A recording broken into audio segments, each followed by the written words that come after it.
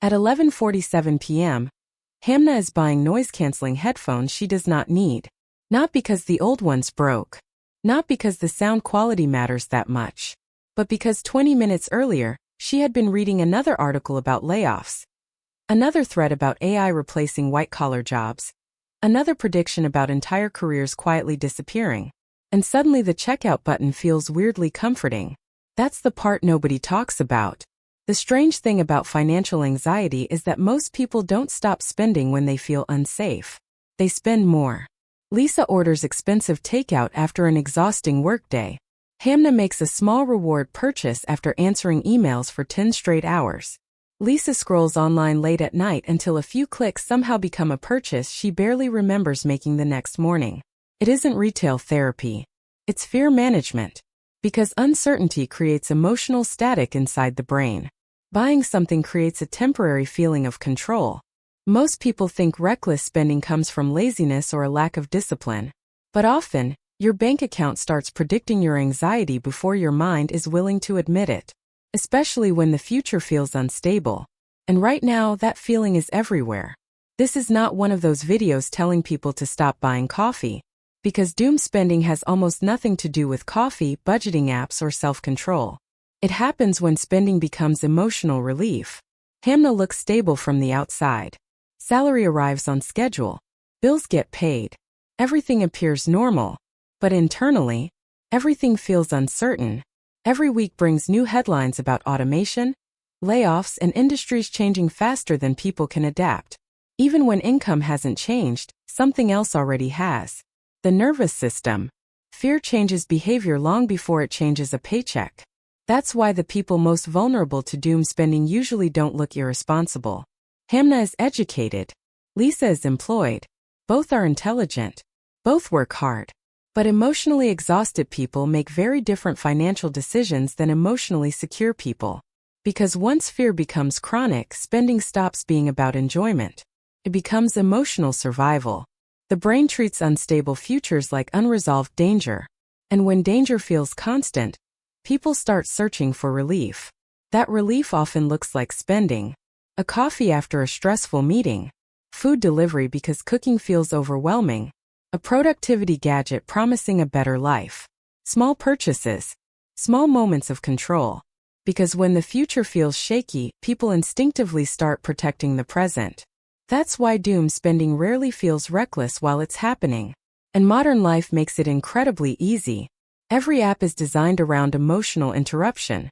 Lisa feels insecure for 12 seconds. Then a product appears promising comfort, identity, convenience, or escape. One click. Temporary relief. Repeat. Most people aren't addicted to spending. They're addicted to relief. And relief spending compounds quietly. Not through one catastrophic purchase. Through patterns. Extra subscriptions. Convenience spending. Premium deliveries. Little rewards every time stress spikes. Eventually spending becomes emotional regulation. That's where Lisa and Hamna begin separating emotionally. Lisa uses consumption to reduce discomfort. Every stressful week creates new purchases. Every uncertainty creates another reward. Money enters.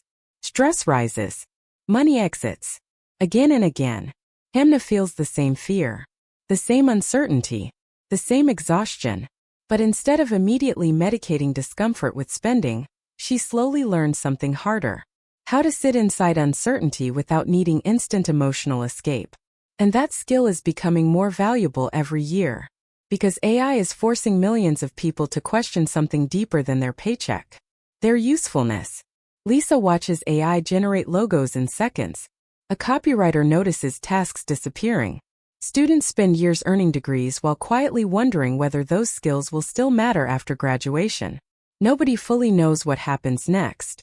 And uncertainty at that scale changes behavior fast. Because long-term planning only works when people believe the future is somewhat predictable. But when people stop trusting the future, they stop thinking long-term. A frightened brain prefers comfort today over safety tomorrow. Which explains why people can be terrified about the economy while spending more money than ever. When the future feels blurry, present moment rewards become more emotionally powerful. So people compensate. They upgrade lifestyles earlier than they should. Buy status items.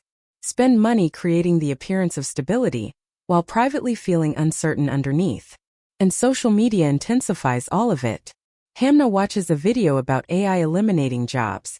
Seconds later, she sees someone her age driving a luxury car, launching a startup, and seemingly winning at life. That emotional contrast is brutal. So spending becomes symbolic. Proof that everything is still okay. And this is where Lisa falls into a trap. She gets a raise. Not life-changing money. But suddenly the old apartment feels temporary. The older car feels embarrassing. Little by little, expenses rise to match a new identity. From the outside, Lisa looks successful. Friends compliment the upgrades. Social media rewards the image. But underneath, financial pressure expands with the lifestyle. Because now maintaining appearances requires constant income stability. Then there's Hamna. Same salary increases. Same fears. Same social pressure. But she keeps most of her lifestyle fixed. The apartment stays good enough. The validation purchases slow down. The gap quietly compounds. Month after month. Year after year. Hamna often looks less successful in the short term, while Lisa appears to be winning. Until uncertainty arrives. A layoff. An economic slowdown. A sudden disruption. Then one day the thing everyone fears finally happens. A restructuring announcement arrives. Departments shrink. Roles disappear. And Hamna loses her job. 5 years earlier, that moment would have broken her. The panic. The desperate search for control. But something is different now. The emergency fund exists. Her lifestyle never expanded beyond what she truly needed. The skills she kept building are still with her. The fear is still there. But it no longer controls every decision. While others scramble for immediate relief, Hamna has breathing room. Options. For the first time, uncertainty feels uncomfortable, but not catastrophic. Because financial resilience was never about predicting the future. It was about preparing for futures you cannot predict. And suddenly the gap between Lisa and Hamna becomes impossible to ignore. One spent years buying relief. The other spent years building flexibility. And that is one of the hidden costs of emotional spending. The loss of freedom. The ability to adapt. The ability to survive disruption calmly. Because emotional spending rarely looks dangerous. It hides inside routines that seem normal. A delivery order. A subscription. A convenience purchase. A reward after a stressful week. The consequences arrive years after the emotional relief disappears. By then, many people realize they didn't just spend money. They spent away future choices. And many purchases were never really about the product. They were about identity. Lisa fears falling behind professionally, so she buys tools she barely uses. Another course. Another upgrade. Another shortcut that creates the feeling of progress. For a moment it works. Buying ambition feels surprisingly similar to building it. That's the illusion. The same thing happens socially. People feel insecure. Consumption becomes emotional armor. And because the emotional boost is temporary, the cycle never ends. New purchase. Short relief. Return of uncertainty. Repeat. Hamna feels the same pressure. But instead of using consumption to defend identity, she builds something underneath it. Skills. Savings. Adaptability. Because the people who survive instability best are rarely the people most skilled at appearing successful. They're the people most capable of tolerating discomfort without needing immediate relief. That's why one of the most underrated financial skills today is the ability to pause. To feel discomfort without instantly reacting to it. Hamna sees a new gadget online after a stressful day. The old version of herself buys it immediately. The new version waits. The emotional urgency fades. The purchase stops feeling necessary. Because many spending impulses are emotionally temporary but financially permanent. That realization changes her behavior. She builds an emergency fund. Not glamorous money. Calm money. And calm becomes incredibly valuable during uncertain times. That's the real divide between Lisa and Hamna.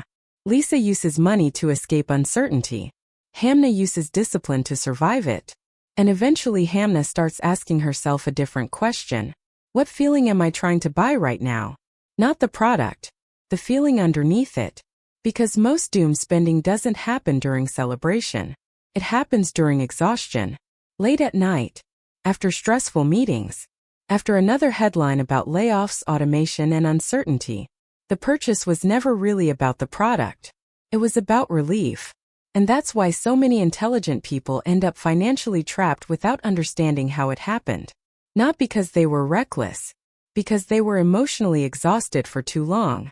The people who survive uncertain economies are usually not the least afraid. They're the ones who stop spending money trying to silence the fear. Some purchases were never really consumption. They were emotional survival. And most people don't realize that until years later. If one purchase came to mind while hearing this, comment it. Not the most expensive one. The one you bought hoping it would make you feel okay for a little while.